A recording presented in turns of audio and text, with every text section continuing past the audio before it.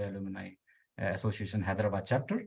And I would like him to invite, to introduce formally Ramanan ji, and then we can move forward for this particular event. So to you, Ramesh ji.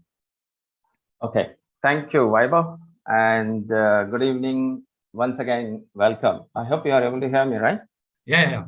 Thank you. So once again, welcome to the inaugural session of the Entrepreneurship Gyan, that's TEG, organized by IIT Bombay Alumni Association, along association's Startup and Entrepreneurship Special Interest Group, along with the Hyderabad chapter. Okay. Today, we are very lucky to have the inaugural talk by Mr. Ramanan. Okay, I'm sure you will concur with me after my brief introduction, and certainly after the exciting talk that Ramanan will have. I have had the privilege of working with Ramanan in TCS, and I'm very excited to introduce Ramanan. If I have to go through Ramanan's full profile, today it will be my talk, okay, and less of Ramanan's talk. So I'll try to concise it, and then wherever the key things are there, I try to cover the key aspects of it. Mr. Ramanan is a product of IIT Bombay. That's a great news, okay, and from electrical engineering in 1981. That's a passed out 81 batch, and his aptitude for continuous learning. When I go to his office, whichever office, I can see tons of books with him. So his aptitude for continuous learning took him to the University of Cambridge in Sustainability Leadership Program in 2013, and also to Harvard Business School in Advanced Management Program in 2014. So he's a keen learner, okay? In addition to this learning dimension, he's a voracious, of course, reader. After graduating from IIT in 1981, Ramanan joined TCS and held various key positions in TCS in the next 40 years. And he rose up to the position of senior vice president much ahead of his age. And he has been deputed to CMC in 2001, I guess. And Ramanan was the chairman, the managing director and managing director and chairman of the CMC Limited for almost like 14 years, and then he was also the chairman of CMC Americas. Later on, he moved from the corporate world, he shifted to the central government role as the additional secretary, first mission director, Atal Innovation Mission. And I'm sure he's going to talk more about what was it and what is this about in the Niti Aayog. And he has held a number of board member positions, like he was the board member in Tata IQ, he was the board member in Tata Business Support Services, he was the board member in Defense Innovative Organization, he was the board member in Indo-US Science and Technology Forum. Currently, he is an advisor and governance committee member in the Science and Innovation at Bharat. That's the Office of Principal Scientific Advisor to the Government of India. He is the chairperson of New Zealand Trade and Entrepreneurship Beachhead India Advisory Board. And he is also the board member of Indo-Israel Innovation I4F Forum under the Department of Science and Technology. And he is also the Leadership Advisory Council member of UVA. That's a UNICEF wing, I guess. So it's plenty. So I'll stop here. So with this combination of academics and corporate world and the government sectorial experiences. I'm sure Ramadan will bring in quite an innovative and perspective dimension to today's topic. So welcome, Ramadan sir. Thank you very much for being with us. Yeah, I leave the floor to you. Thank you. Thank you, Dr. Ramesh, for that very generous and warm introduction. Thank you, Vaibhav, for inviting me for the inaugural session of the TEG, which I think is a very important initiative, an initiative that is much required, not just for the alumni, but also whoever they are in touch with across the rest of the world. And I'm very happy that this has come on the next day of the 65th year of IIT Bombay celebration.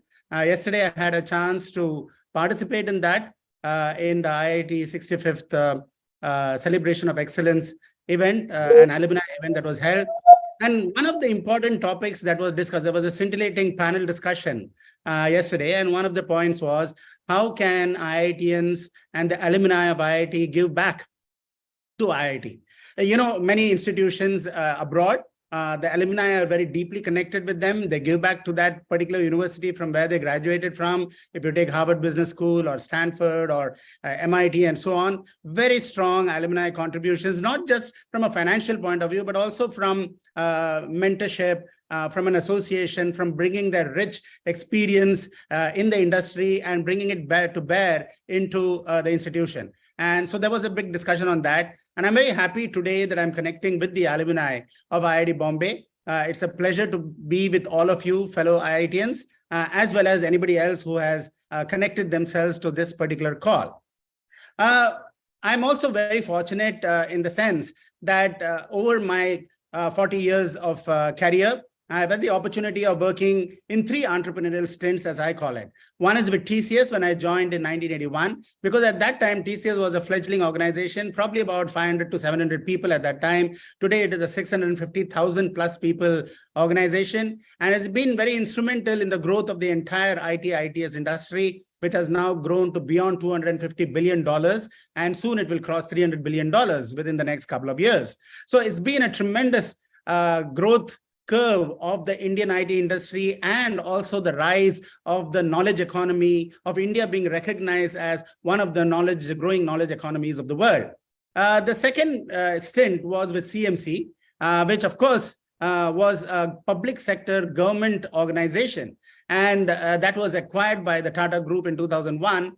And I had the unique opportunity to associate myself with a public sector organization. I saw the tremendous amount of innovative capability that that particular organization brought to the table. But because of restrictions of being part of the government, or because of lack of leadership and so on, it did go through a phase where it went down in terms of its capability, its competencies, or its ability to make an impact.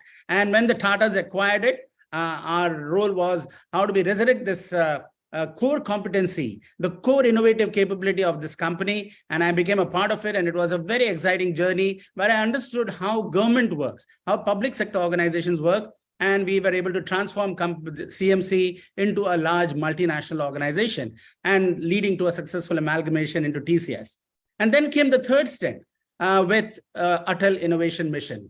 I got the unique opportunity to get associated with this mission, which was set up in 2017 by the government of India. It was a Prime Minister's initiative, the PMO's initiative, to be able to drive a culture of innovation and create an ecosystem of entrepreneurship across the length and breadth of the country. And that was what was the purpose of the mission, because, and we'll come to how that is related to the talk that we are going to be further expounding on. But that was an exciting entrepreneur, because it was like a startup. The Atal Innovation Mission was like a startup. I had 4 people supporting me. And from there, we were able to make, I think, a significant impact on the innovation drive in the country. And I'll talk about Atal Innovation Mission a little later. So this combination of private sector, public sector, and government experience has given me a very ringside view and an overview of the entire ecosystem in the country, which is what I want to share in the next 30 minutes with all of you. And then I'm open to question and answers. We are living in one of the fastest growing economies of the world. India is one of the fastest growing economies of the world. But more importantly, India is also being recognized as one of the fastest growing startup ecosystems of the world.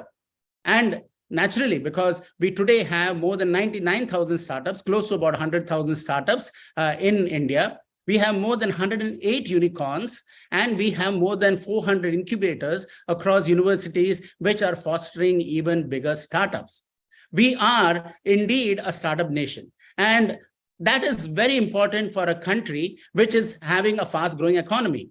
When the economy is growing fast and we have more than $500 billion of reserve in our country, and we are able to now invest into further growth, it is very important for us to be able to create a climate, an ecosystem that spurs innovation, that spurs entrepreneurship in order to fulfill the huge demand that is coming up in our country.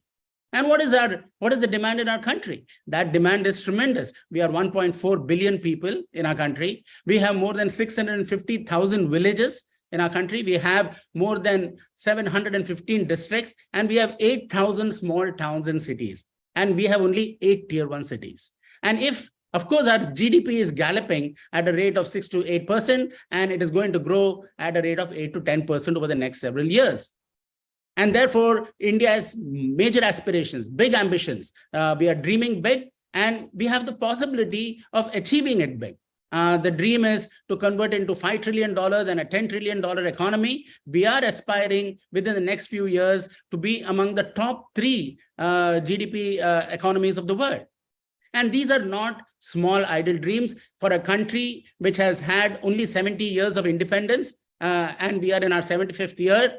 This is a bold ambition to have, but an ambition that is realizable. And why is it realizable? It is realizable for 4 reasons, which I want to expound upon you, and which is what is leading to this explosive growth of the entrepreneurial ecosystem in India. Just 7 years ago, we had less than 10,000 startups. Today, we have close to 100,000 startups, almost a 9x or a 10x increase in the number of startups in our country. And why is it happening? It is happening because of the growing demand. We have, after all, a 250 to 300 million people in our middle class rising economy of our country. But we are going to be adding another 300 million people to this middle class rising economy. That creates a tremendous demand in terms of facilities, welfare, well-being, wellness of the society, and the opportunity to create wealth. We also have a number of people who are in our villages, and therefore they have a number of challenges. We are a country, as I often say, we are a country of 1 billion people with 1 million challenges.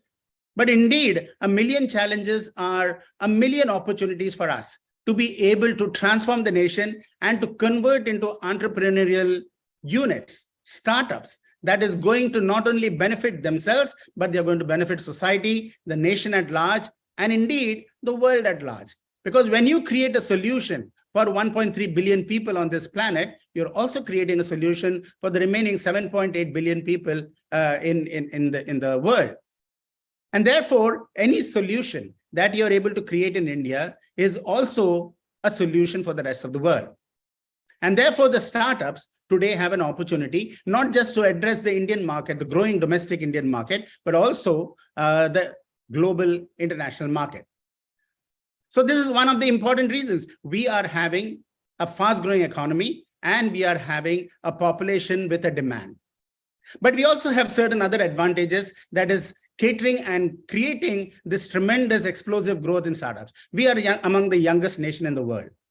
We have 65% of our country under 35 years old. We have 50% of our country under 25 years old. We have 1.4 million schools. We have 10,500 engineering and related institutions. We have 39,000 colleges. We have million engineers graduating every year from our institutions. And we have fine institutions like IIT Bombay, the IITs, the IICs, the regional engineering colleges, and all these other colleges which are becoming world-class. During the last 5 to 7 years, I've been traveling to the remote parts of this country. And I am amazed to see the world-class infrastructure that is available in cities as remote as Jodhpur or in Sikkim and so on and so forth. They have created educational institutions which are institutions of the future. So this is a young country. And when you are a young country, you have youthful energy coursing through the nation. And when that youthful energy is converted into a transformative energy for the nation, it's a very powerful force. And that is what you're seeing in effect in our country today. The second thing, which is very important, is we are living in a world of where technology is becoming advanced, affordable, accessible, and available. And all of you are familiar with that. Those of you who are abroad are experiencing it. So we are living in a world where 3D printing, robotics, IoT, miniaturized electronics, augmented reality, virtual reality, cloud services are all jointly making an impact for us to be able to reimagine new solutions for problems that have not been solved, or to create solutions for problems that are suboptimally solved. And so, all problems that are being anticipated and new problems are being anticipated with this focus on climate change, reduced emissions, renewable energies, electric mobility, the ability for us to be able to transport ourselves to space and to Mars and so on and so forth. All of these demands are being leveraged by technology, which is becoming affordable, accessible, available, and advanced. And India has harnessed this technology to drive digital transformations in an exemplary manner. The digital transformation, digital public goods and services that has been rendered into the country has created an ecosystem that is ideal for entrepreneurship, for new startups to exploit. Let me share a little bit of what is happening on the digital public goods and services. First and foremost, the UPI, the unique ID program, the Aadhaar ID program, set the framework for us to be able to develop new solutions on in a very easy manner and democratize access to our public. And that UPI, the UPI stack, or the Universal Payments Interface stack, which was built on leveraging the Aadhaar, KYC, and the unique ID concept, enabled us to sponsor payment systems and mobile payment systems in a manner that has not been emulated in any of the countries across the world. And so now you have 300 million people who were unbanked, who were not in the banking, who were not banking with any formal banks and so on. Now they are immediately connected because of UPI, because of Aadhaar ID, because of Know Your Customer, and they are immediately into a banking system. And suddenly our financial system has become inclusive. And when a financial system becomes inclusive and democratized and accessible and open in architecture, you are now able to develop a number of applications on the third layer to be able to provide to many, many users in any capacity that you want. There are other innovations like the QR code and so on and so forth, which have enabled us to move away from the standard POS terminal, point of sale terminal, to just a QR code being scanned from your mobile and being accessible for a payment from any bank to any other buyer or seller on the marketplace. And now with digital public goods being extended to ONDC, the open network digital commerce that we are talking about, you're going to have the ability of several million small Kirana stores, small players being able to digitize their inventory and access this inventory through the ONDC system to be able to supply to any buyer through the mobile payment systems and through the flexible payment system that we have. Now, all of this is causing what? It's causing a tremendous revolution in the country in terms of innovation. The government has realized that this is so very important in order to foster this innovation and entrepreneurship ecosystem. After all, we have a Satya Nadella heading Microsoft, a Sundar Pichai heading Google, an Arvind Krishna heading IBM, or a Parag formerly heading Twitter. And you have all these Indians who are doing marvelously in United States or in other parts of the world where they have access to an innovative ecosystem. The government of India was then seized with this problem, saying that how do we create the same innovative entrepreneurial ecosystem in India that will create 1,000 Satya Nadellas, 1,000 Sundar Pichais, 1,000 Abdul Kalams? Because the talent of India is distributed all across the country. After all, an Abdul Kalam came from this humble town of Rameshwaram, a remote coastal town where there are more fishing boats than universities. There are more temples than colleges. And from such a remote town came a man who dreamt big. He wanted to become a pilot. He became one of the finest scientists that India has ever seen. He became the missile scientist of India, and he also rose on to become the president of our country. So we have talent across the country, in the remotest parts of our country, in the rural districts. But we have not created an ecosystem of innovation and entrepreneurial support that would be enabling them to have access to and thereby blossom to realize their full potential. And that is why Atal Innovation Mission and initiatives like that by the government, Startup India and so on, have given a tremendous boost to support and create that ecosystem that is going to promote entrepreneurship and innovation across the length and breadth of our country. We have had tremendous educational institutions, but we have always focused on rote learning. And rote learning has brought us here. Good so far. We have created, after all, a $250 billion IT/ITS industry because of the emphasis on education, as well as getting good marks, going to a good university, getting good marks again, going to a university abroad, and getting good marks there, and joining a job in Google or IBM, and so on and so forth. But can we now create a nation of job creators? That is the problem. And that is the need of the hour. Because if we are not creating entrepreneurs to meet the demand of our own country, you're going to have thousands of countries, hundreds of countries coming to our country, and thousands of entrepreneurs from outside leveraging and capitalizing on the demand that is being created in our country. And therefore, there is a need for us to create, for supporting our 1.4 billion people, we need to create millions of entrepreneurs who will be able to take advantage of an ecosystem that is created to support them, not just in the main cities, but across the rest of the country, from the hilly parts, from the tier 2, tier 3 cities, and so on. We want to create 8,000 smart cities and hubs of innovation and job creation. We want to create the future job creators of India. We want to become a nation of job creators, not just job seekers. And that is what you are seeing in motion today. You're seeing in India on the move because of this tremendous interest in entrepreneurship and innovation. Gone are the days where the university students who are going out are saying, let me run to the first job who is giving me the highest salary. They are saying, if there is an ecosystem, there is an incubator, there is an opportunity for me to create my own startup, I want to experiment on that. I want to try that out before I go into the placement mode.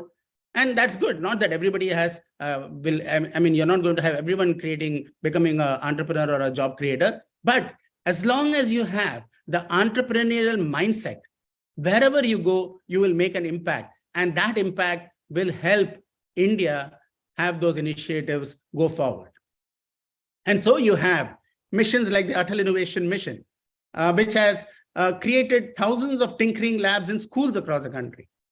Now, why are we starting at schools? Because they are the future. They are the architects of the future of our country. They are the change makers. And if you don't induct in them a role of innovation, problem solving, innovative thinking, if you don't induct in them that sort of design thinking and critical thinking that is required in the 21st century to make a difference, then they will all they'll be waiting for a job. And we don't want that. We want them to potentially exploit their own human capability to become entrepreneurs and job creators. So we have set up thousands of tinkering labs in schools across the country. And these schools are equipped with the latest of technologies like 3D printing, robotics, IoT, miniaturized electronics, augmented virtual reality, cloud services, to be able to harness them and create solutions, prototypes, for problems they see in and around the community. So the children go to a neighboring school, they go to a park, they go to a hospital, they go to a metro station, they see what are the problems that they encounter in all of these places. They come back, converge in small groups, create a solution for addressing the problem. And that is what we require in terms of innovation and entrepreneurship. Because every time you solve a problem, whether it is related to transportation, hygiene, health, water management, affordable housing, clean drinking water, sanitation, and so on and so forth, you're also creating an opportunity, economic opportunity for yourself and for the rest of the world. There is a startup that I am familiar with called Wooloo. It's amazing. They created a startup in order to ensure, first, where are all the washrooms which are women accessible washrooms in the country? Because women, when they're traveling in the country, they are not able to find out where is the nearest washroom, which is amenable for a woman to use.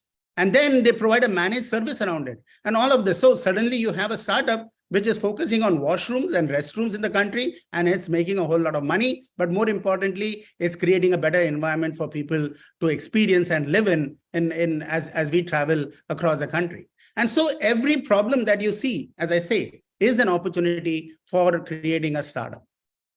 And so what is happening? We have various ministries today who are all involved with innovation. The education department is seized. Every university is having an innovation cell, institute innovation cell, including IIT Bombay. And these innovation cells are enabling students to understand and talk about what innovation is and how do we participate in this innovation revolution and the entrepreneurial revolution that is going on. And incubators are being set up in the cities across the country. And those incubators foster startups. They are given grants by the government, by Startup India, by DST, the Department of Science and Technology, DBT, the Department of Biotechnology, and various ministries, Ministry of Agriculture, IDEX, for example, Innovations for Defense Excellence, is now enabling defense-related requirements to go to the startup community so that Make in India becomes a reality.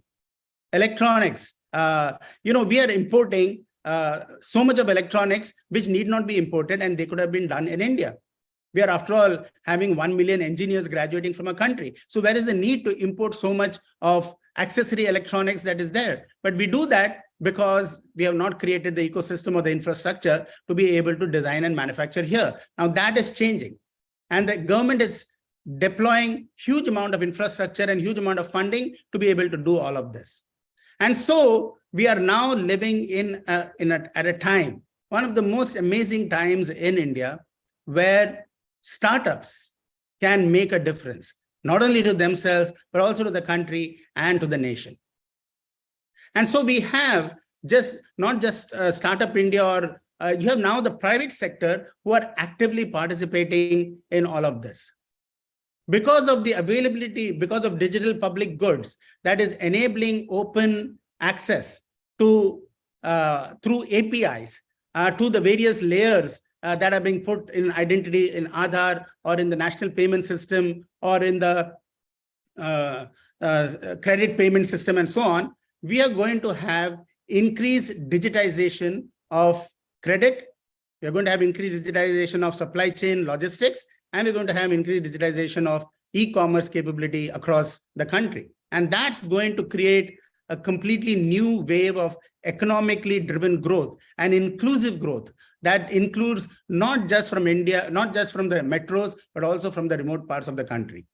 There's a lot of initiative to support by the Ministry of Urban Housing and Development for smart villages, smart districts, smart cities, smart water management, smart electricity management, and all of these leverage technology which has become affordable, accessible, available in advance.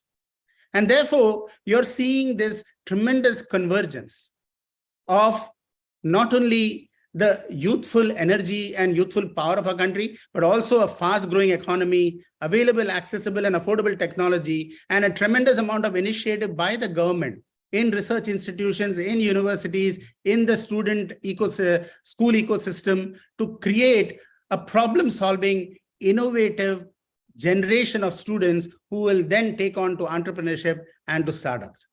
And the result is there for us to see.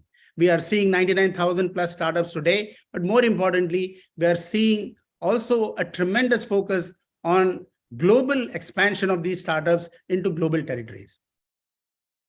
And therefore, this is an opportunity for all of us who are on this call, whether you are alumni, whether you are young or old.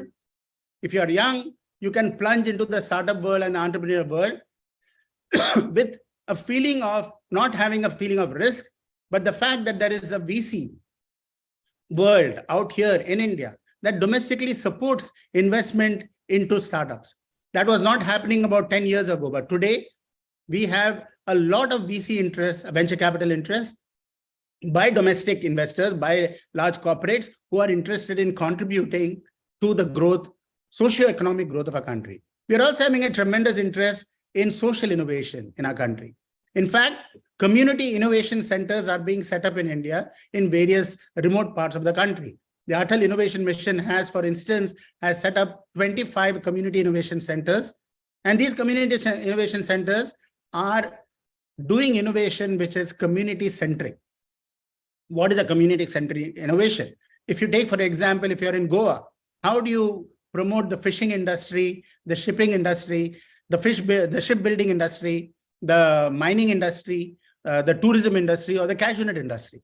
So because people there are familiar with all of these vocations, and how do you therefore stimulate innovation and entrepreneurship to go to the next level of being able to sell your cashews from Goa to any other part of the world, from Jodhpur to Japan, from Salem to Seattle, or from Sikkim to San Francisco? And global commerce and global connectivity is enabling us to dream of reaching our product or service to any part of the world. And therefore, my dear friends, we are living in exciting times. And all of these are converging together to create an impact that has not been seen before. We have close to 7 billion plus mobile payment transaction, UPI-based transactions that are happening every month today, just in a period of 9 years. We have more than 60 million QR codes installed in various shops so that you can just go buy whatever you want, show your mobile phone, pick up the QR code, make a payment from your bank to the bank of where that particular Kirana store is banking from.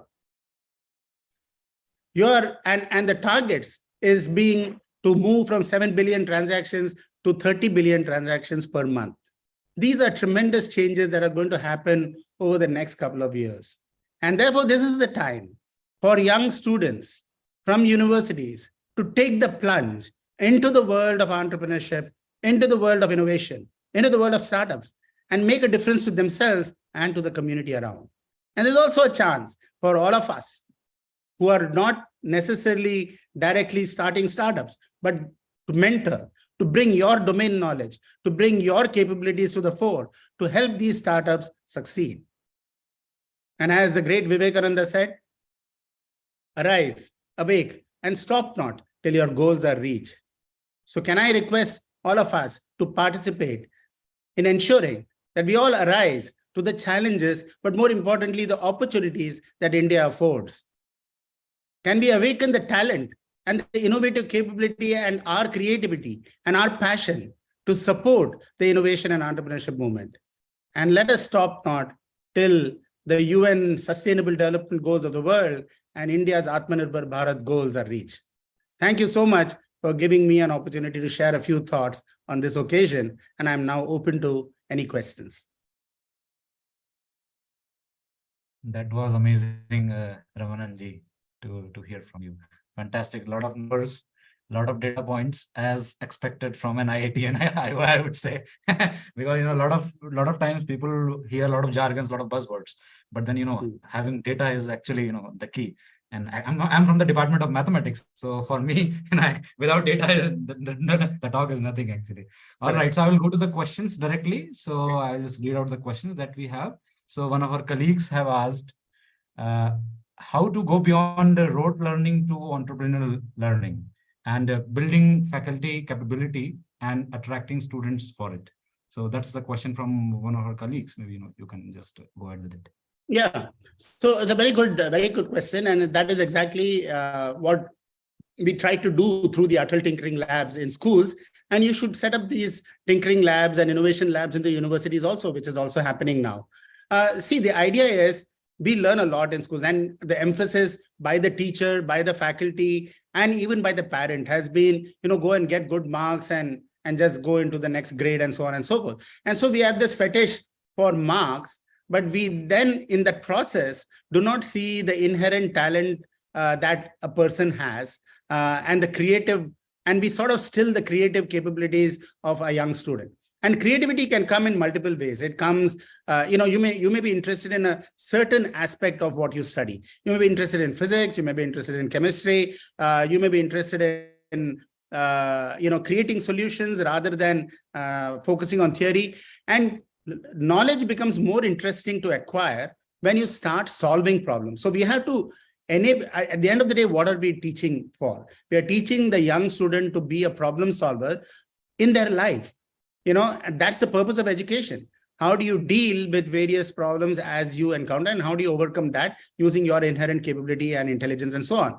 And therefore, setting up tinkering labs, for instance, and this has become affordable now. And we could not have thought about it maybe 10 years ago or 15 years ago. But today, because technology has become available and accessible, just for 7 lakhs, 6 to 7 lakhs, you're able to create a tinkering lab in a school with access to 50 people at any point in time. And they play with this technology because these are all plug and play modules that are there. And when you play with them, you start promoting in them a thought of how do you solve problems using these technologies, and take them to a nearby park or take them to a hospital, tell them what problems do you see that you think you can solve.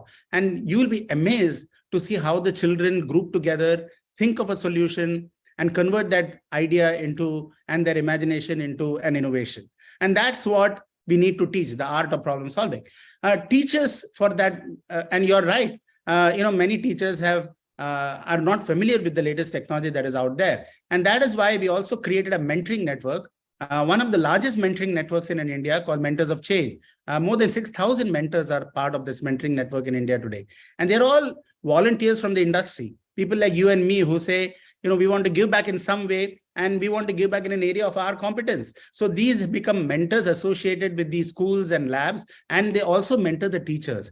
And we organize a teacher training program. You have to train the teacher first into not necessarily the technology, but what this technology is all about, just at a high level, and tell them to encourage creativity and problem solving, because that is something that they can do. They don't need to become technology experts, but they need to instill that problem solving, entrepreneurial thinking into the students. And I think by doing all of this and then creating challenges, making it exciting, not telling that I'll give you so many marks for it if you do it right, but telling them, learning to fail and learning from failure, and making failure an exciting process of your learning.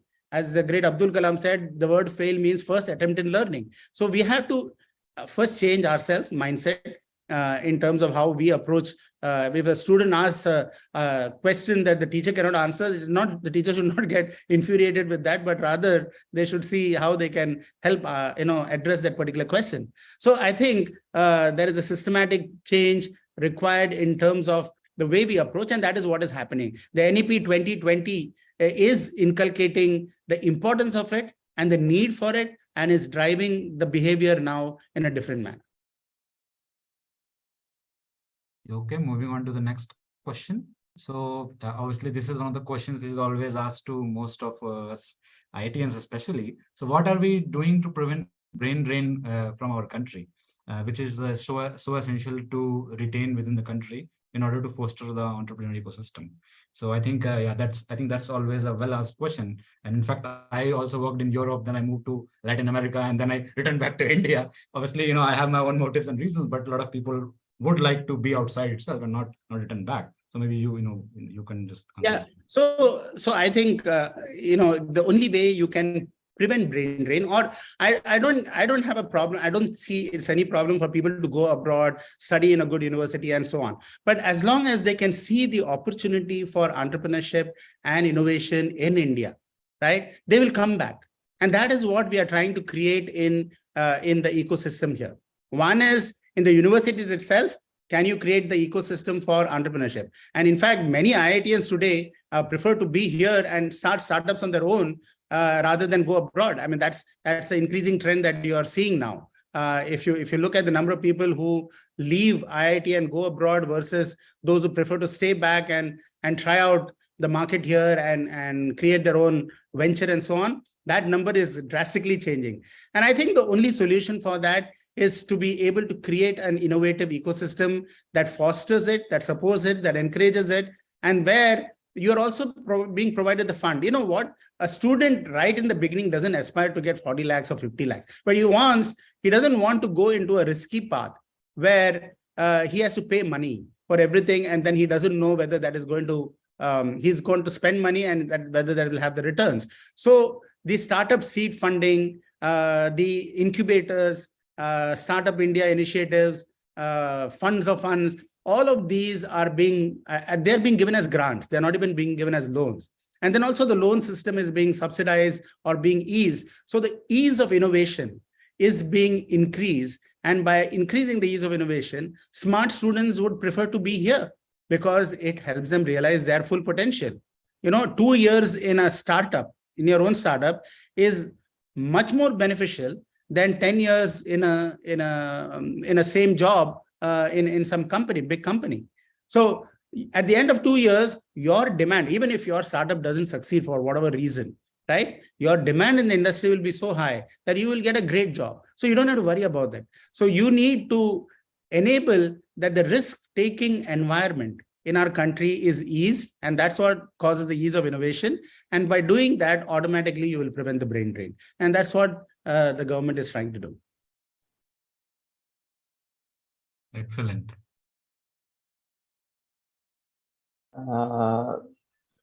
Ramanan, there's one more question from Anirudh. Anirudh, if 1 million engineers are graduating each year, million perhaps is 4 questions are there associated. What are they good at or /in or for? Obviously, that's a big question. We had many times. What's their capability, right? And what must be they be at? Okay. And the third question is, how can their collective energy or passion be catalyzed and harnessed? And final question is, how can we nurture and harness them? Absolutely, this is all in sequence. Yeah, I'm sure you have seen all these problems. I can share. Yes, so I think all the questions are definitely related and linked to each other. And there is a tremendous amount of focus now on improving the employability of engineers graduating from our institutions.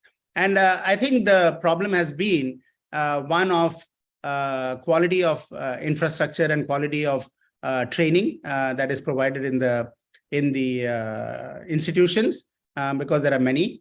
And also a tight linkage with the industry had been missing for quite some time. But now that is being addressed. You see, after all, employability of engineers or the ability of them to create startups and so on comes with a very good current market knowledge of what the industry is looking for, what will succeed in this marketplace, what are the trends that are happening, where can I get more successes, where is, for example, today there is an increased demand for other branches of engineering because AI requires specialization in civil engineering or transportation engineering or chemical engineering. You cannot just be an IT engineer and understand how you can use AI in a chemical industry or how you can use AI in a transportation industry. So you need our electric mobility industry, battery management systems, and so on. There is a tremendous amount of realization today, not only by universities, but by students. And I would think because of very active social media presence today, as well as the access to the network and internet and so on, it has become very easy for us to be able to be current with what is required in the industry. And as long as you're current with what is required in the industry, your ability to meet the requirements of the industry become better and better. And now there are many of the industries are working actively with universities, including TCS, Infosys, Wipro, you name it. They all have partnership with the universities to ensure that the curriculum in the universities is as much aligned to what the industry needs as the theoretical needs of that particular subject. So this is how you are able to bridge the gap, and that gap is being bridged. And then you also have today a tremendous amount of focus on ranking of institutions. And so the institutions are wanting to be ranked. There is the NAC ranking, there is the NIRF, National Institution Ranking Forum, NIRF ranking. So these rankings are making the institutions to aspire to better ranking because they get better facilities. There are special grants that the government gives when you are in the top 200 or in the top 100. And so there is this aspiration to improve the overall quality of training as well as the students who come out from there. And that's what is going to create this positive movement. Harnessing this energy, you have to shift them to a problem-solving, innovative mindset. And many universities today, I've been actively engaged with many universities, innovation projects become a part of their 4th year or 5th year. They can adopt a village next to where their university is located. And the students should be encouraged to go and identify a project in that particular village, which they can come up with a solution. Now, when you start doing these sort of things, the students get very interested because they actually see the problem and they see that they can have a solution to the problem and they can be the architects of that solution. So this whole problem-solving innovative culture is being embedded in the students through these institute innovation cells that are being set up in the institutions, and thereby promoting projects which are problem-solving innovative projects. And now the industry is also, because of CSR contributions, which have become mandatory, they also find a good vehicle to be able to contribute their CSR for meaningful social innovation and social entrepreneurship. And therefore, you're seeing that movement also gathering steam. So these are all the various initiatives that are being done. Yes, 1 million engineers is a good number, but it's not good enough for a country like India. We still need more. And the opportunity of the world is tremendous because technology is changing so fast that the application of this technology to newer solutions and solving newer problems is very high. Oh, thank you, Ramana. Thank you. That was really good. In fact, that just triggered my thought process in how do I go to colleges and then talk about the solutions that, the problems that we are facing in the villages. That's good as part of the volunteer organization. So another question from Shirish. This is very interesting. Shirish is involved in mentoring teachers pre-primary to high school, mentoring them in Maharashtra. He says, how are the teachers going to be trained in to implement NEP?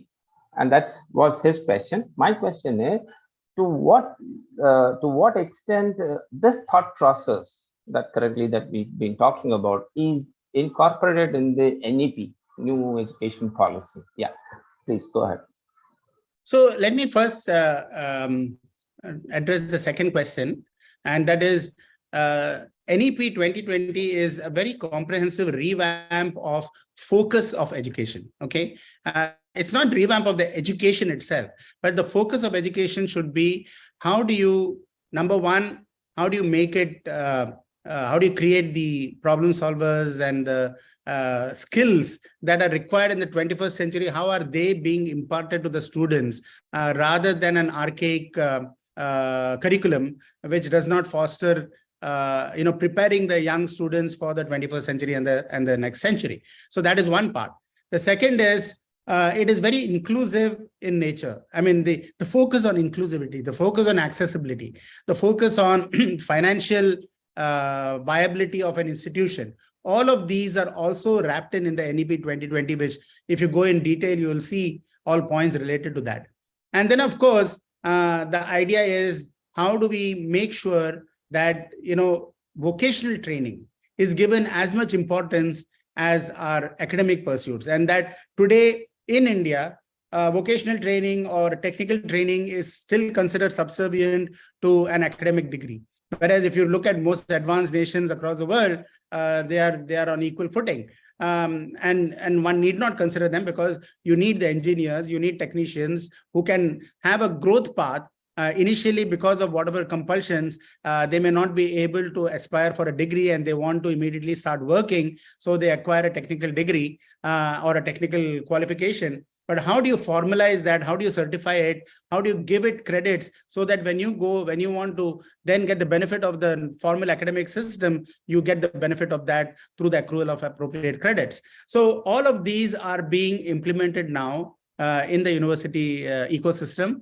And it's great to see the focus going not just on engineering or IT and so on, but going into vocational training and so on.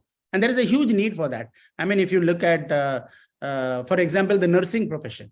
The nursing profession, with 1.4 billion people, we have a lot of healthcare related problems. We want to encourage more into nursing. We also want to professionalize nursing. Most of the nurses are women. Why should it be like that? Why can't men go into professional nursing? And so these are all new things that are happening in some of the institutions, and that's the way to address it. The first question was related to how are teachers being trained on NEP 20. Yes. Yeah. So, it is very interesting. One of the biggest growth of startups has been in the edtech space. And there are a number of startups who are, creating not just the curriculum, but also train the teacher programs so that the teachers get acquainted with the latest, not only curriculum, but also methodologies, pedagogy, and so on to deal with this new world of NEP 2020. And so there is, of course, government initiatives to train them. But I think the private sector and the startup industry is also playing an increasing role. You have many CSR contributions coming into education for training the teachers and so on. And through this, mentoring network that is being set up. In fact, I believe in the next couple of days, Women Entrepreneurship Network mentoring platform is going to be launched by the Niti Aayog. And so that is something that is incredible, because we'll have, only 14% of our entrepreneurs are women, or I think the latest is 20%. It has gone up from 14 to 20%. But still, the number of women entrepreneurs in our industry, and you have a lot of rural women who can, because of inclusion, financial inclusive capability, they can become entrepreneurs in the agri, horticulture, and so on and so forth. And so we want to promote that in a big way. And there is a lot of women entrepreneurship training programs being given across the country by many NGOs. So these are all the various initiatives that are happening. And yes, the size of India is always a formidable challenge that we have to address, but it is addressable. And leveraging technology, distance learning, the internet, mobile technologies, and so on, you are able to now reach across. And I mean, if you see today, so many people are taking online yoga classes. So many people are doing online crafts, learning crafts, and so on and so forth. And we are also having, I know that one of the community innovation centers that I'm associated with, they do online training of arts and crafts from Jodhpur and from Sikkim. It's because those people are very familiar with those arts and crafts. And it was a dying craft, but now more people are showing interest, even in the urban environment. And therefore, they become the teacher for all of these people. Thanks, Ramanan. Yeah, Vaibhav? Yeah, good to hear that. And, I think already you took that example of UPI. I think that's the biggest thing that, that has happened. So, from, just right in front of us from India. And yes, that's an example in front of us that, we have a large mass and we could use that to create something, really innovative. Yeah. Mm-hmm. And UPI is now, coming in newer forms, UPI Lite, UPI 1, 2, 3, and all of those things are in the offing. So, there is a tremendous, I would say, UPI and the Jan Dhan or the Jam Trinity, as they call it. One is bank accounts. So today we have, they added 300 million bank accounts to the rural economy, within a couple of years. So you have a very large number of people who are now access to the banking industry. You made through mobile technology and smartphone technology, which is reducing in cost. Geo ushered a revolution in being able to reduce the communication costs, and now we have the cheapest communication costs anywhere in the world. Mm-hmm. And the other ID gave a unique ID, and that unique ID became a basis for developing a number of applications that enable knowing your customer, bringing robustness into the payment system, accountability, transparency, reducing intermediaries, distribution of cash became easy. Today you have fast tags in the cars, and the new cars which are being manufactured will automatically have to have a fast tag. The government has said you should have. And so that has enabled this whole collection of tolls and all of that stuff. And directly, the viability of road projects has become better and better because of all of this. Yeah. So efficiency, logistics, all of these are getting affected because of these stacks that have been built. Yeah. And now the government is building up a health stack also, which will be of tremendous value for the people. Yeah. So coming to the next question, Ramananji. So Pawan has asked about how to solve corporate governance issues in startups in India. And so in academia, we call it actually the dark side of entrepreneurship. So obviously there is the bright side. There is also a dark side. A lot of people are interested in studying. Obviously, I'm not among them, but yeah, obviously it's there. And a lot of ventures fail. A lot of money. People say that a lot of money gets wasted. What they call it. Although I see it as as an investment. As you mentioned, there are failures. So obviously some money has to be invested for certain innovation, and failures would happen. But then what what are the corporate governance issues, and how can we solve it basically? No, absolutely. I think it's a very important question. Startups have what is called as the valleys of death, and these valleys of death are pretty severe if you don't pay attention to them right from the beginning, and therefore you need to have a strong governance framework. In fact, I was recently part of a committee that floated a startup governance framework as a part of G20 deliberations. It is there on the G20 website. Those of you who are interested should go and download that startup governance framework document, which was created with a team of experts from financial, institutional, educational, government, and so on and so forth, and I had the chance to coordinate it. And I think that is very important. The governance framework is very important because you're seeing now that, when a startup starts, they are young people. They have not had the benefit of experience of being part of a corporate and large organizations and so on and so forth. And so there are many things that they either try to skip in the pressure of wanting to grow fast, or they neglect. And so that's where they plunge into this valley of death, as they call, and it becomes an irrecoverable one sometimes. I have a very simple explanation for the startup world. The word startup contains all the solution. First, the S stands for a solution. You should have a unique solution for a unique problem. Before you embark on a startup, look at whether that is already there somewhere else, and that you are very late in the game or not. And even if you're late in the game, what is the uniqueness of your solution that you're bringing? And is that solution scalable? Is it sustainable? And does it use sustainable technology? Then only your startup is going to succeed.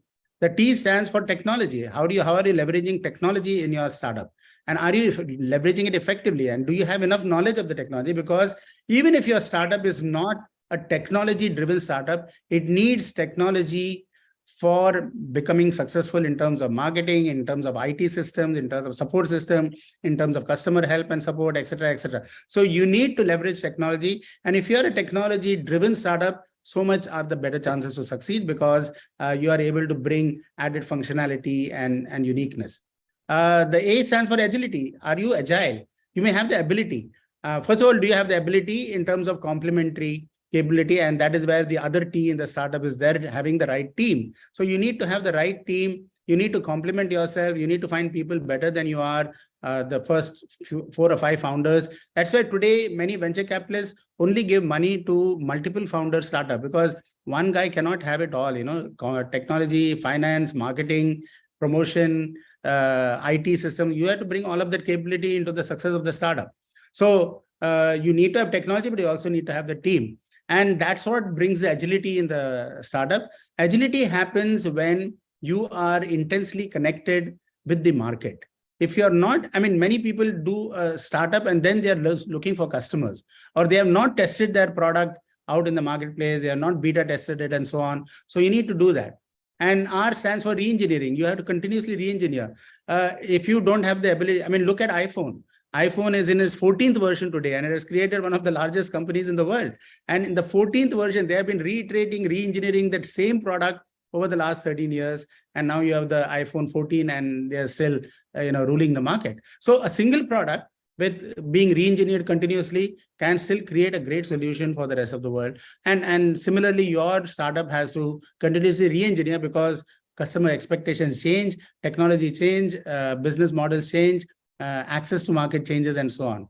And finally, you have to have the U stands for utilization. Are you utilizing your resources? Many people, they apply for Series A, Series B, Series C, and then they get a whole lot of money and they don't know how to utilize it. They don't need it in the first place. Do you need it in the first place is what you should be questioning. And how much do you need? And can you bootstrap it? Can you self-fund it? Can you create a revenue model from your startup that is funding your own growth? You have to look at all those possibilities before you accumulate large amounts of money. And when you do that, you have to see how are you utilizing it and are you utilizing it well. And when you don't utilize it well, then comes the crash, as you can see in some of the very, very famous startups which have just utilized that money over a lot of things which were not necessary. And then finally, you should have passion. Without passion, you're not going to succeed. You should have persistence. In India, I don't see why startups can't succeed if they have the passion, because you have the market. You have to get it right. And if you address all of those aspects that I talked about continuously, I'm sure you'll get it right and you'll succeed. But yes, the failure rate of startups is high. That's why the incubation centers are being set up to give that support, the mentoring support, the venture capital support, and so on. You need a great mentor for a startup. You need to have not just one mentor, but maybe multiple mentors. And you should actively seek out those mentors because they can guide you on that path. Somebody who has been there, who has already grown, another fellow startup who has been able to succeed, their best practices can be learned by you. So chances of failure are high, but they are high only when you neglect all of this. And they are very good if you just address this in a very systematic manner, and you will succeed. Great. Thank you. Thanks for your answer, Ramananji.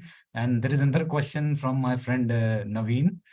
If I'm correct, Naveen Joshi. And his question is, in your experience, how easy or difficult is it to start a new business in India compared to other developed economies like US, UK, etc., with respect to paperwork or other compliance required for startups? And I think that could be a lot of questions from most of our, NRI colleagues and friends and things like that. Yeah. And because a lot of them go to Singapore or go to other markets and, have started their startups from there instead of starting from India. Yeah. So please, can you please shed some light on that? Your question is, how do we prevent exodus of startups to... How easy or difficult is it to start a new business in India compared to, these US or UK markets? Well, now to start up a startup in India is very, very straightforward. In fact, you go to Startup India, they very clearly lay out what you need to do in order to start a startup. You can start a LLP firm, you can start a private limited, you can do a Section 8 company. That's not a problem. That's why 99,000 plus startups are already there, registered. The question is, are those startups doing all the things required for them to succeed? That is another part. But registering a startup, starting a company has become very easy today in India. There's hardly much cost associated with starting a startup. And as a startup, when you register yourself as a startup, the definition of a startup is available in the startup website. You should be less than 100 crores and you should less than 10 years or whatever. There's some criteria like that. But once you register yourself as a startup, you are able to avail of a whole lot of other facilities that the government is providing. For example, there is a government e-marketplace called GEM. And your startup, which is having a product or service, if you're a registered startup and if you're on GEM, then you get a preferential access to government buying. And so all government buyers are encouraged to buy from startups who are in GEM. Okay, and that means depending on what area you're involved in. And of course, it's a competitive open marketplace within that GEM marketplace. So you have to be competitive and you have to have your own value proposition there. But those are some of the facilities that are being made. So ease of business and ease of, India is still not so good in ease of business. Taxation policies are getting continuously refined and so on. But I think today you have 108 unicorns who have been born based in India, or most of them have been having access to foreign, $500 billion of foreign reserves are there in India today. And there is a whole lot of interest by global investors into Indian startups too. What I see is especially a lot of tech entrepreneurs are also coming from outside to India, actually in the recent past. And they are, obviously the reason is to capture the market. We can already understand it from outside that, they somehow want to capture the market, but they are, I think, pretty much also, happy with the infrastructure and, the paperwork and the easiness to open a startup. I think that's also kind of helping them out, right? Yeah. No, if you see some of the infrastructure that has been set up in incubators, workplaces and all, they're pretty fantastic. I mean, as good as I've seen anywhere abroad. So it's not that you don't have access to these sort of world-class infrastructure and so on. But India is India. There are a lot of challenges in India, and you need to be able to work within those challenges. But you also have access to a lot of people who are willing to help you and support you today in this journey, I think, in India. So that's the difference I see between today and, somewhere some 8 or 10 years ago. Very active communities. You have NASCOM, TIE, all of these. If you become a member of that community, you immediately have access to so much of information and mentoring and network support that you need. Yeah, fantastic. So we have around 15 minutes more. So maybe Ramesh ji, you could take another 1 or 2 questions. Sure. Ramanan, there are quite a few questions around the ecosystem for funding. People want to know what are the different sources, and especially from government and the private sector. So if you can show some light on that, So the one is, of course, government promotes, angel investing and angel funding. And that's how they give through grants, they give startup. So government has major initiatives in setting up incubators. They give them grants. For example, when you set up an Atal incubator, the incubator or the applicant is typically a university. It could be a private university or it could be a public university. If you're a public university, you get up to 10 crores of grant to set up the incubator. And each incubator is supposed to foster 25 startups, 20 to 25 startups every 2 years. And they give a portion of that incubator grant is for seed funding the startups at the end of a year. The startup should be self-funding themselves for 1 year, and after that they are eligible for seed funding. So that is being set up. And then many other institutions like Department of Science and Technology, Department of Biotechnology, Ministry of Agriculture, they are all setting up incubators like that in specializations related to science and technology or in biotechnology and so on. So then you have what are known as seed grants, seed funding grants. Startup India, by the way, is also has the fund of funds which it distributes through AIFs in India, and they get administered as loans, etc., to startups who want to be in the startup climate. So they are given at lower interest rates and so on, and that is the fund of funds enables or encourages the fostering of startups. Startup India, as well as institutions like DST and so on, they also give seed grants and they give accelerator grants. So if you're running an accelerator program, so you get a grant so that startups who are in a scale-up mode, in a growth mode, they can attend these accelerator programs and benefit from them. And these accelerator programs also provide access to VC networks and other funding networks through which the startup can avail.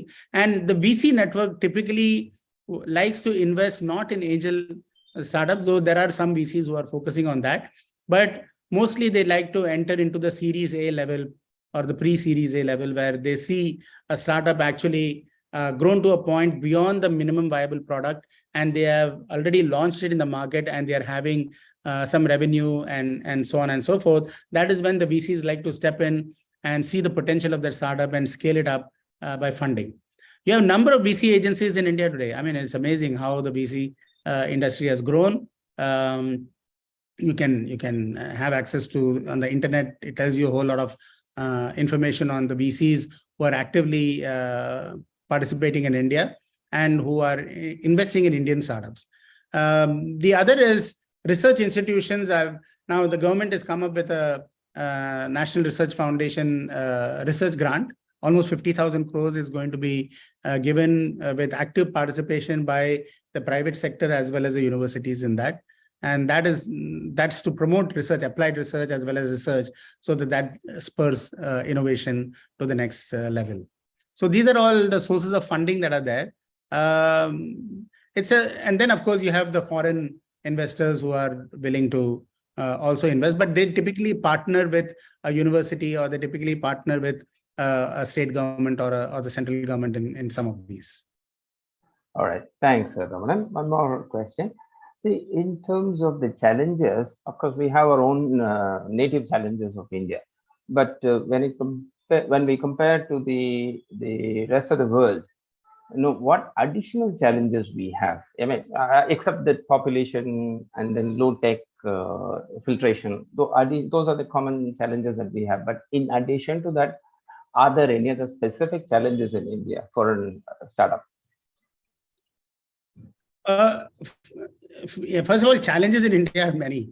While what I presented is the world of startups and how that is growing and how there is an exponential growth, and that is being triggered by a whole lot of things that we talked about, and the convergence of all of that is triggering the growth of startups. The challenges of India are many. For example, 22% of our country is still below the poverty line. 48% plus of our country is agri-economy base. We have more than our MSME industry. We have more than 6 lakh crore MSMEs, and they are all in different stages of stores, from very small operations to medium, micro, small, medium enterprises, and they need to be able to become self-sufficient. Their research capability and innovation capability has to be enhanced. If you look at the 715 districts that we have, 115 districts are called aspirational districts, because they are at the bottom of the pyramid in terms of basic access to healthcare, education, clean drinking water, sanitation, waste management, and so on. So if you're a startup coming from any of these areas, right, there is a challenge in terms of finding local partnerships, local investment capability, local infrastructure, and so on. And while that is changing, we are still grappling with those problems in many parts of those countries. And therefore, a startup has to position themselves well. Even if they have a solution for a rural part of the country, they probably need to position themselves with a university, an incubator, or a city where they have access to resources to be able to develop their product and be able to market it and sell it. And so there is a big opportunity for the startup to address, but the challenges based upon their location as well as their access to resources, whether it is financial or otherwise, technology, needs to be carefully thought through before they launch into the startup world. Thanks, Aman. Vaibhav? Yeah, so there is another question from Azad. Instead of emphasizing global reach, shouldn't we focusing on local solutions for local problems? And in fact, that's the first point I made, that the demand of our country is local.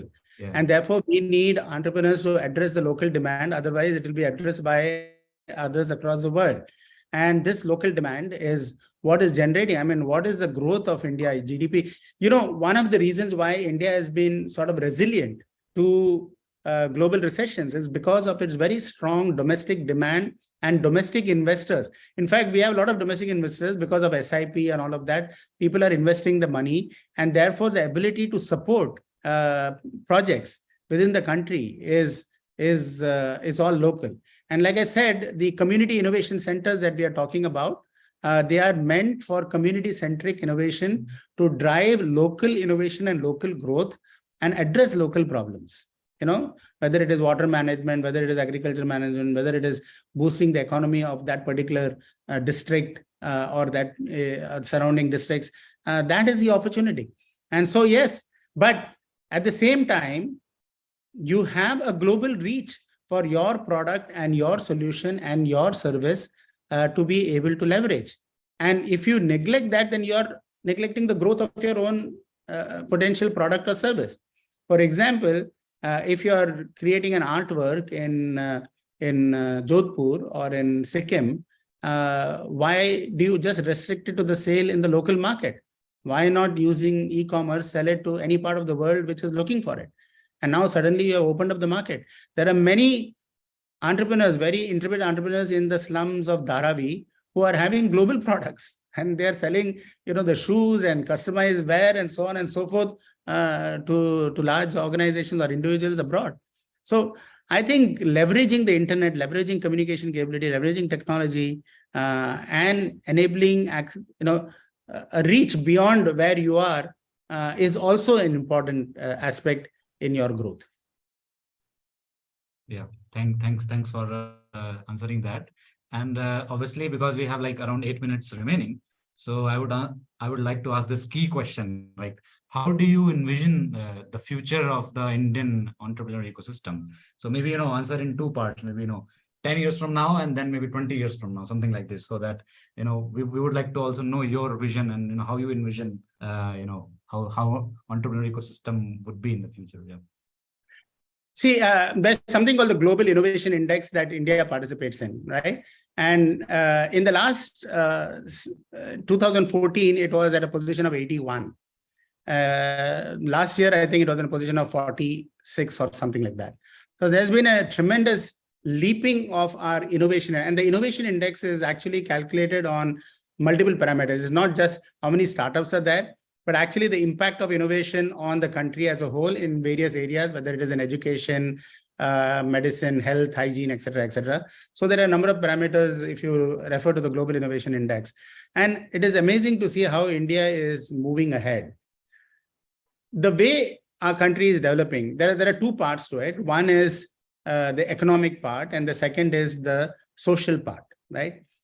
We cannot have a country which is just growing economically, but where the growth is limited to a smaller section of our society and the larger section is deprived of it. So we need to ensure that the larger section grows equally and in fact faster than just the smaller section. That is one part. So that's why it's very important to keep in mind socio-economic growth of our country. And when you look at socio-economic growth, it is very important to spur innovation that actually makes impact across the country. And Prahlad's Bottom of the Pyramid book is a classic book which shows that even under these circumstances, when you are addressing the bottom of the pyramid, there is money to be made and there is economic growth to be had. And I think that is the path India is following. I think the digital public goods, which is quite unique to India and which is still not there anywhere else in the world, that enables a really equitable, inclusive growth for the country. So I don't see why we should not be among the top 10 innovative countries of the world in the next 20 years. I think we should be there in the next 20 years. Good to know that, like most of us, you are also kind of very bullish on India, actually. And I think that could be the reason that, most of the young entrepreneurs, and especially in my network, I see a lot of my friends who went, for example, to Europe, to US as well. And, at times they have returned and had their startups.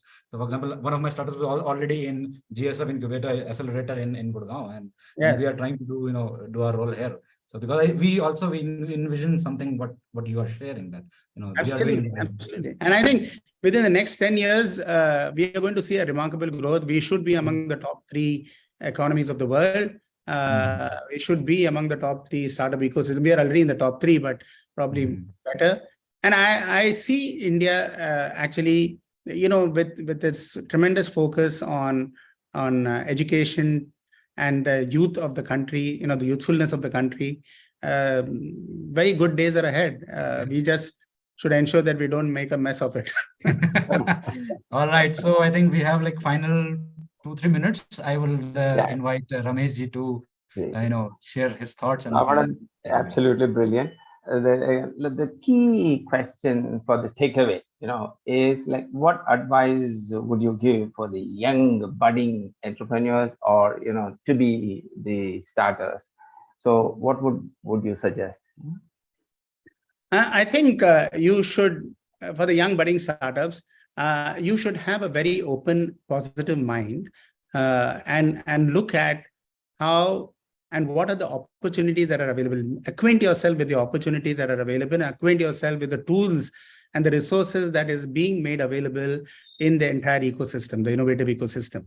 I think you also should aspire to become entrepreneurial, if not become an entrepreneur. You should have the entrepreneurial mindset. You should have a problem-solving mindset that will automatically lead you to become entrepreneurial or become an entrepreneur at some point in time. Not necessarily immediately, but it will help you to become an entrepreneur at some point in time. So have an entrepreneurial mindset, acquire yourself the knowledge of latest trends, technology trends, as well as business trends, and leverage the ecosystem. Don't just have bookish knowledge. Go and network with people, network with companies, network with incubators, network in associations like this, alumni association, and see what is happening. And you'll see a lot of help you will get from that system. And I really believe that every one of you should look at, as Abdul Kalam said, we should dream big. If you dream big, you'll achieve great things. If you dream small, you'll be limited by your own dreams. So let's all dream big, and I'm sure you'll succeed. Excellent, excellent. Thank you very much. Yeah, that was quite fascinating. And I think already, as Professor Dr. Devar has mentioned in the chat, being an entrepreneur is great. Being entrepreneurial is an ethos all can embrace. I think that is actually, the key takeaway, Ramana, you also are mentioning. So it was great to hear from you, and I think and it was fantastic. Everyone is already quite happy, and to hear you, and this. I think all the questions are answered as well. So thanks a lot for your time, Ramananji, and I think it was very, very inspirational for mostly the young entrepreneurs. For us, that is what I could say, but at least for me, yeah. No, thank you so much. Thank you so much for giving me an opportunity to share some thoughts. And definitely, in any way that I can help anyone, happy to help them. Oh, brilliant! That was fantastic. All right. You would be available on this alumni network, right, Ramanan? Yes. So people wanted some help, they can always reach out to you. Oh, that's of a great use. Ramananji, the distinguished alumni of IT Bombay, obviously has been already helping for a long time, actually. All right. No, I am accessible and available. I'm more than happy to help anybody in that journey. All right. Yeah. Thanks a lot. See you.